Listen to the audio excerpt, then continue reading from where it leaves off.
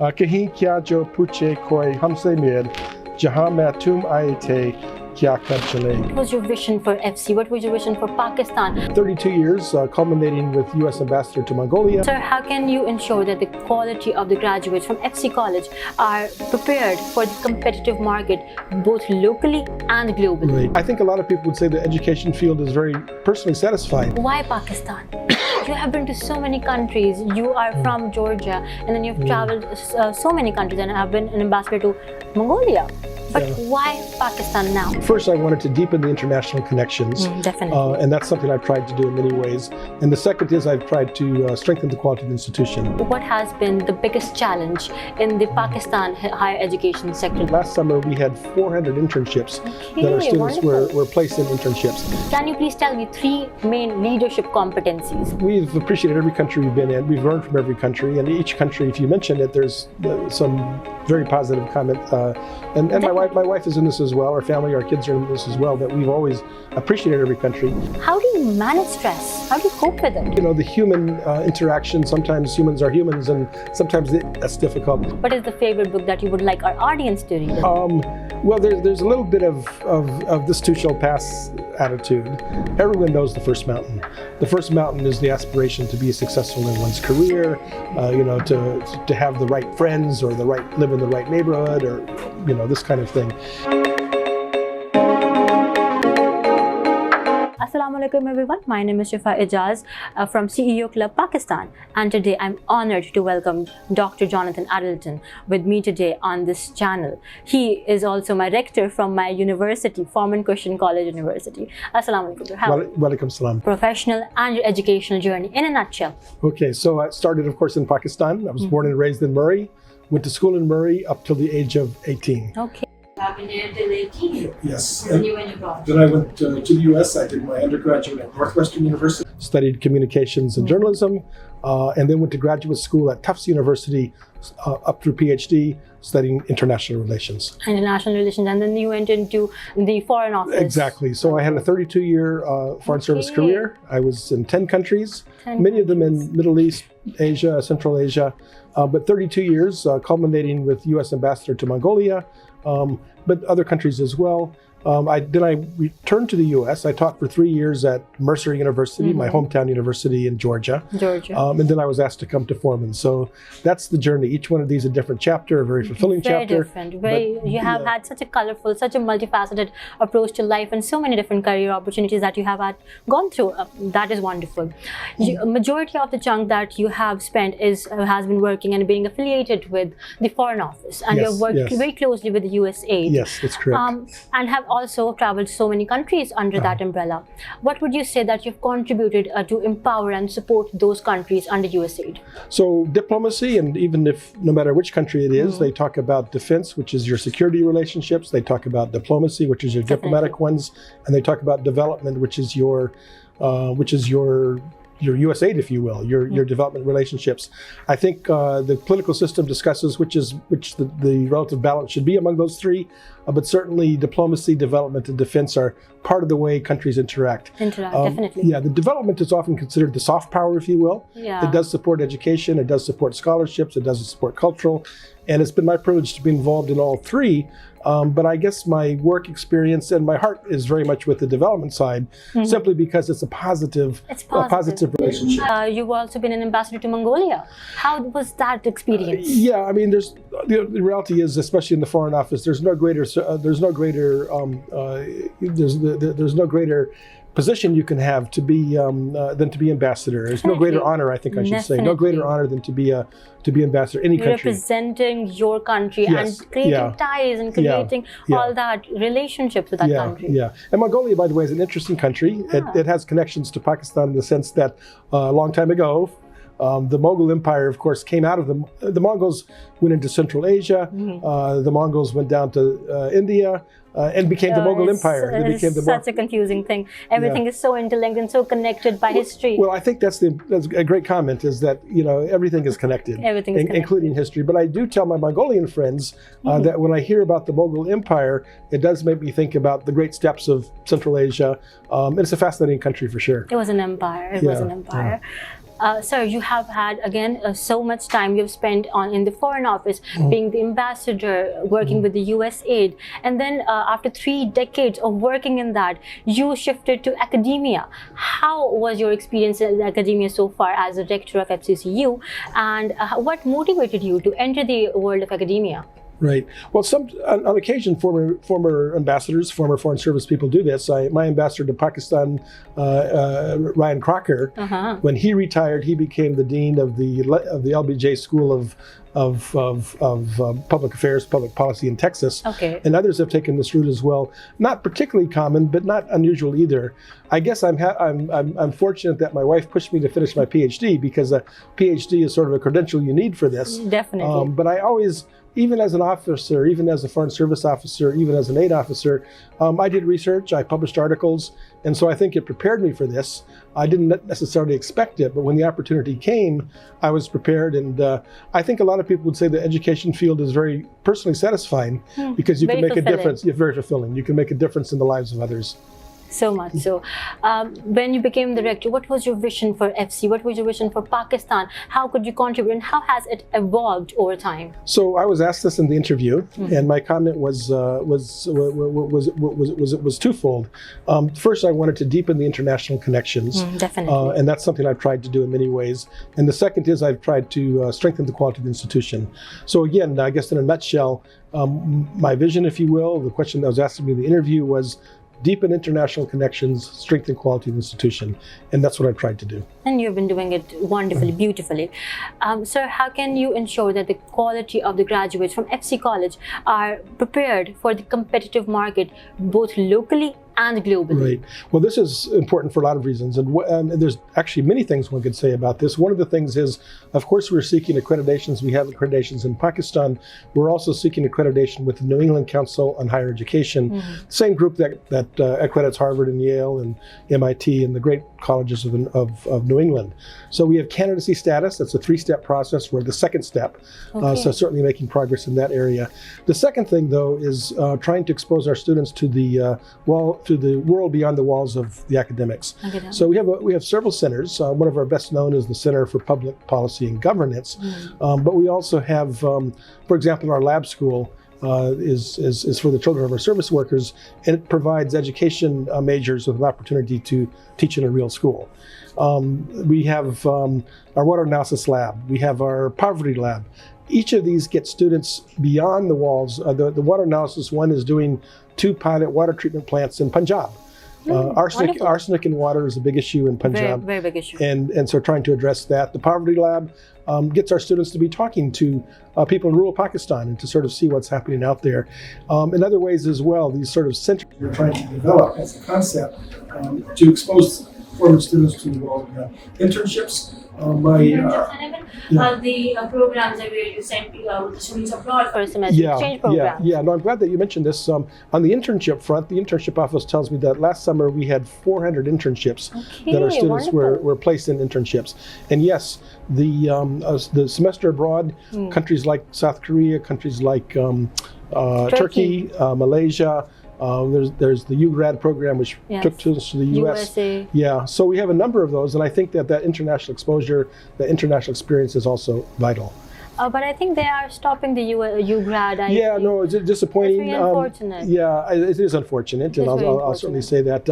I mentioned before, though, that the ways the country engaged, there's a cultural education element, and the story's never over. I mean, I think that it's ever evolving. Yeah, people realize that the importance of exchanges, and so we're at a moment where you're right. People are setting back, and that program for now is on hold. Hopefully it can resume. There are other programs as well. There are many other programs.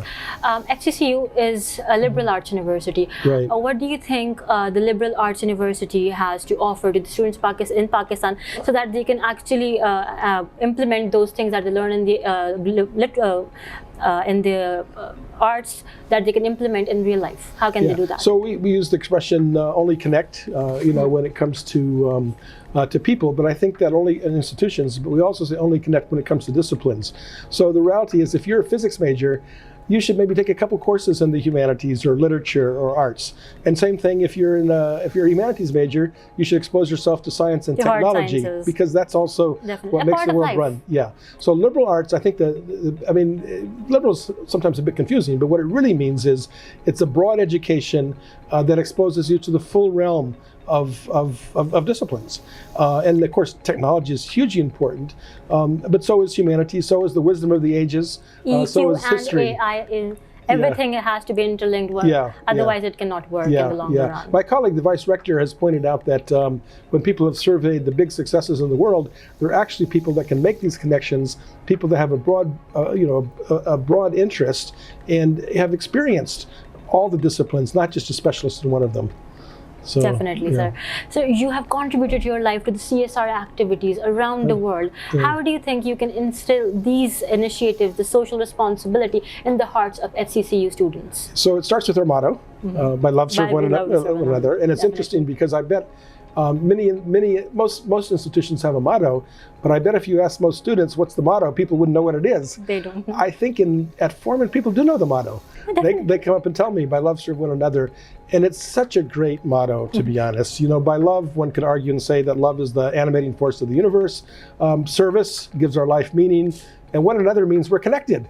That we connect with each other, that we don't live our lives in isolation, but that we do indeed connect with each other. So I think the best answer to your question is we can calculate it from the beginning, and people come away realizing by love serve one another, service is such an important part of a meaningful life. It is, definitely. It gives your life more meaning. Yes, yeah. So what has been the biggest challenge in the Pakistan higher education sector that you have faced so far? You know, some of these are any institution, a large institution. Of course, sometimes it seems bureaucratic, but you have to have rules and processes. And you know, the human interaction. Sometimes humans are humans, and sometimes that's difficult. I think also regulatory environments are challenging. One understands the need for regulatory environment. Most regulations come in with good intent, but it sometimes makes life very difficult. It's very difficult. I know firsthand. Yeah, I was going to say you'll realize that as well. But it's sometimes administered too rigidly, and you have to have a degree of flexibility. So confusing. It's so confusing. It's very hard to navigate at times. Yes. We are living in the age of AI, where tools like ChatGPT are so common, and students have been using it very liberally in their examinations, in their assignments. How do you think we can stop the academic dishonesty and promote the sense of academic integrity amongst the students, and how can we regulate the AI tools? Yeah, so this is an important question, and I think one would say that probably our students are ahead of everybody else, both faculty and staff, and every time. And one certainly recognizes this.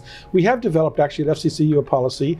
One of the aspects of this policy, though, is not to be afraid of AI, but to have students and faculty become familiar with and know how to use it. And so it is going to change education, no doubt about it.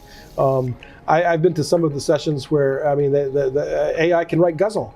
It can write everything. It's just amazing. And but at the same time, I think that that humans have feeling or sort of a depth that AI can never capture, and so you have to retain that as well.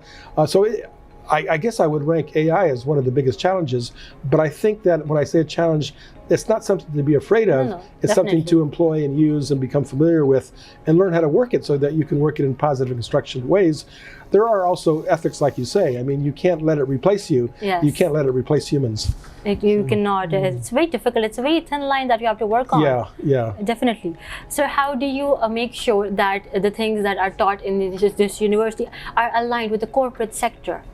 Yeah, no, this is also a very good question, and you know, it's something many of our departments, they would have a corporate advisory body, and that would be very helpful because they would say what's needed. I think the internships also help because it gives people experience, and there's feedback on that's affected. There's no doubt that, and this is actually, by the way, it's not just Pakistan; it's worldwide. It's worldwide, definitely. Yeah, you know, how is the university set up to respond to that? And we do look for ways to do that. We also think, though, that the time set apart for university provides a unique space for people to think outside their specialty.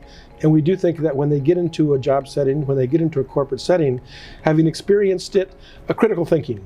That's probably the most important thing that a university can teach. And if you're too narrow, you won't have the critical thinking skills. So I think above all else, even in the context of AI, the critical thinking remains the fundamental thing. So if a corporation wants a critical thinker to help inform them, to help as they do their strategy, as they do their vision, we hope and think that our Forman students will bring with them the critical thinking that's so necessary for personal success and also institutional and indeed corporate success. Definitely. Have you ever had any company come up to you and tell you about the quality of the graduates, that they might not be actually very okay with them and they might need some other more polishing? Yeah, we've had certainly those conversations, and I welcome it when people come in and tell me. I will say this is difficult because I don't like to compare institutions, but I have heard some people come up and say that they appreciate, maybe it's my love for one another, but there's sort of a humbleness and modesty that people have found, and I'm saying that seriously because I think that in life, that's true. I think that you know, what did they say in the U.S.? Born with a silver spoon in your mouth or a chip on your shoulder. We don't think that most Forman graduates have that. We think that they're normal people that can connect with other people, and that they have a kind of modesty, that they're willing to engage with others, but they're also willing to learn from others. And I think if somebody feels like they can't learn anything else, that's the sign of trouble. that definitely is. Yeah. How can we harness the entrepreneurial spirit in the students so that they can become job providers instead of job seekers? Yeah, no, that's very good. Actually, one more comment on the last point is that I guess maybe put it in another kind of way is that companies don't want arrogant people. They don't.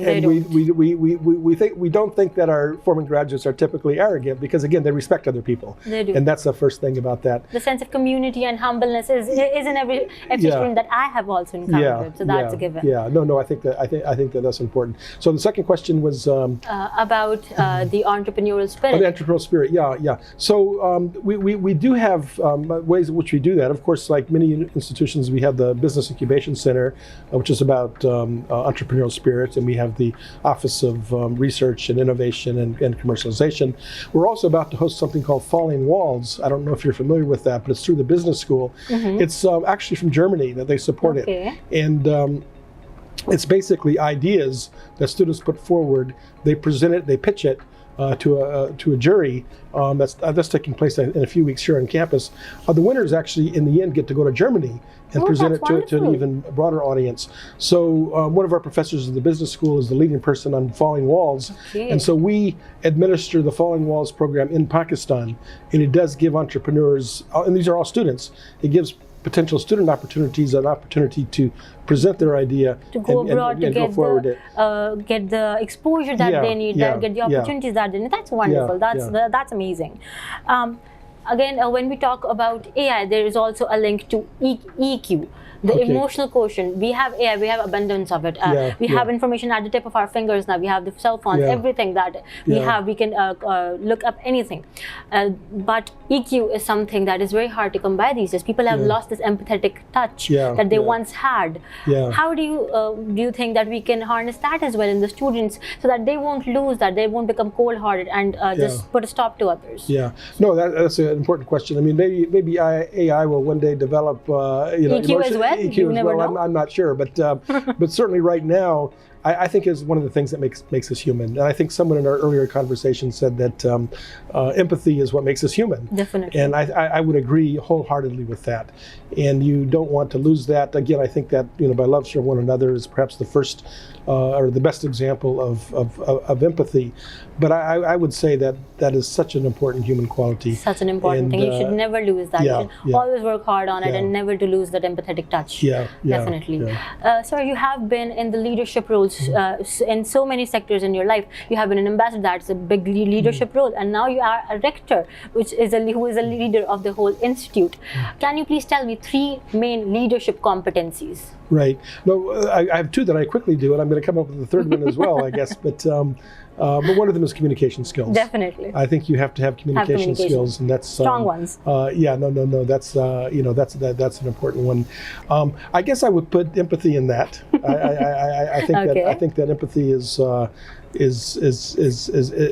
certainly part of this, and I think it's connected actually to the third one, which is interpersonal skills. Interpersonal skills. You can have the most brilliant person in the world, the smartest person in the world, the most intelligent person, but if they lack those three skills, if they can communicate their ideas, if they can communicate their compassion, it's nothing. If they're an autocratic leader, if they're an arrogant leader, they're not going to be a successful leader. They can never be. And so I think that when you get deeper, that those are three qualities that are very important. No doubt about it.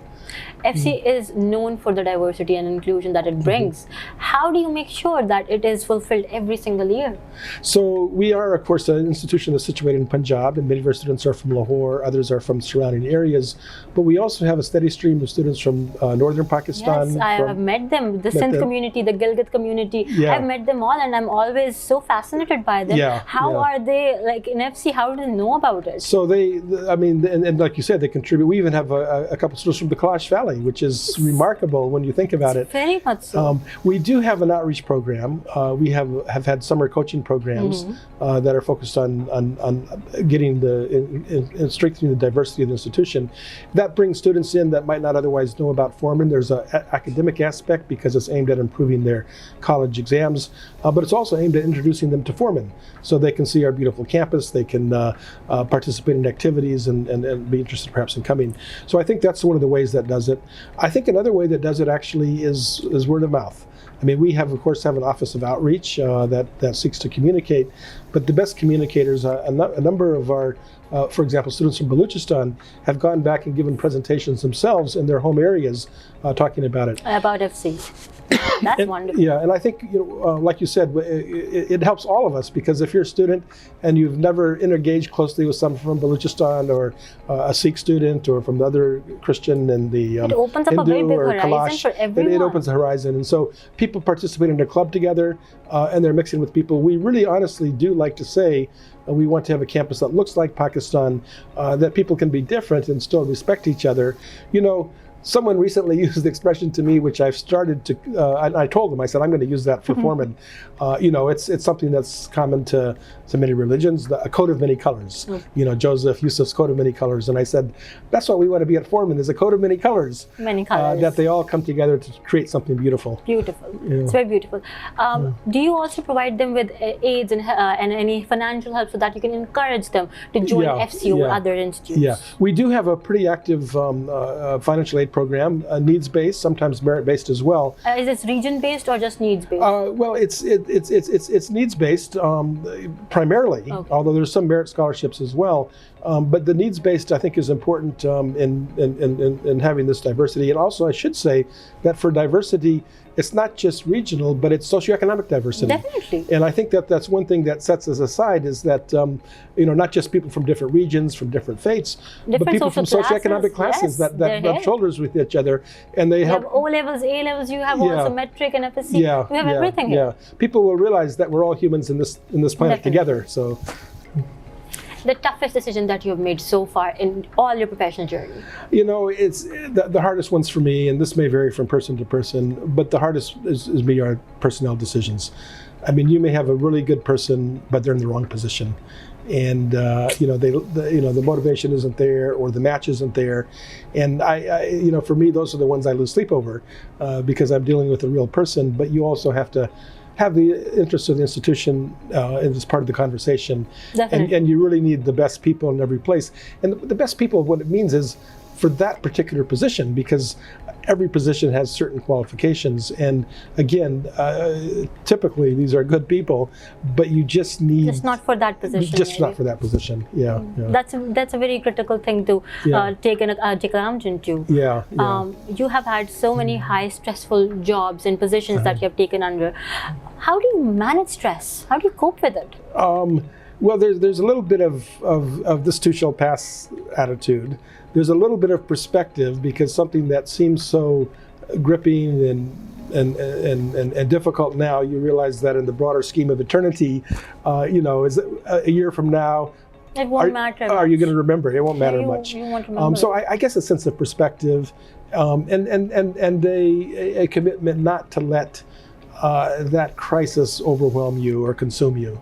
That we make it together, and I felt that in very difficult circumstances. I felt that faith sometimes comes into the picture as well.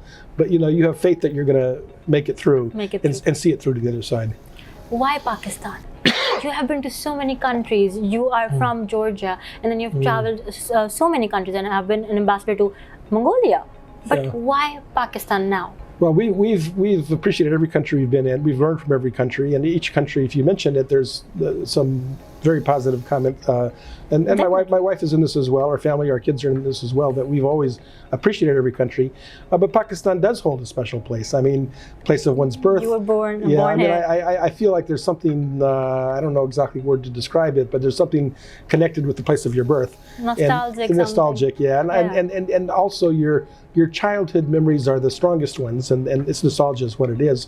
So I feel very fortunate that this final chapter of my professional life is also the way you started from. Bringing it full circle. A full circle moment. That's wonderful. That's beautiful. Yeah. Any hobbies that you would want to tell us? Yeah, I don't have huge hobbies. I read. I've always appreciated photography.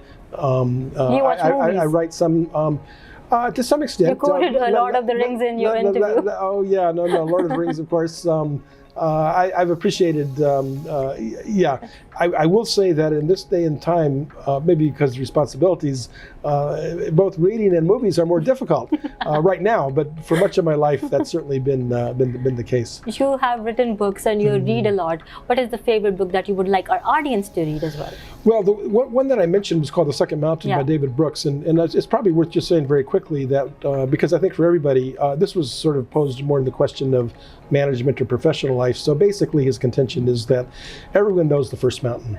The first mountain is the aspiration to be successful in one's career, to have the right friends or live in the right neighborhood, or this kind of thing. And he basically says, okay, you've climbed the first mountain. What's the second mountain? What's the second step? What's next? What's next? And the second mountain is to have an ethical life, to have a life that makes a difference, to have a life that matters. So I would recommend this book. It's not a management how-to book, but he tells stories of different people and how they found. Stories are the best way to get to know one another. Exactly. How they found meaning in life. Yes, definitely. Yeah. Sir, can you please tell us a piece of poetry that is close to your heart, especially if you can in Urdu? Okay, great. No, I appreciate this. It actually illustrates Gandalf's point about using the time well. It's from Mir Taki Mir, who of course is the great Mughal poet. Yeah. Kahin kya jo puche koi humse mir, jahan mein tum aaye the. Basically, what should I say if anyone asks of me, what did you do while you lived on this earth? And I guess the question is, are you going to use your time well or not? Use your time well or not? And that's what Mir Taki Mir is asking. Oh my God, it's so nice. It connects everything together. Yeah. Lastly, sir, a message of hope and optimism for the youth of Pakistan. So well, the message. I mean, I partly say I'm inspired, by the next generation. I think it faces huge challenges, and they know those challenges better than I do. But at the same time, my own kids that are now adults, and also the students that they inspire me in so many ways. One of my sons and our kids did enjoy Lord of the Rings, and it's the quote from Gandalf, which basically is, what's asked of us is to use the time that we're given. And I think that's, I don't know if you call this hope, but I think it's a challenge that we use the time that is given to us. It's a gift. We make the most out of it. Definitely. Yeah. Thank you so much, sir, for to be on this channel, for this interview. It was such an insightful conversation. I loved having you here. Thank you. Thank you so much. Thank you. Much appreciated.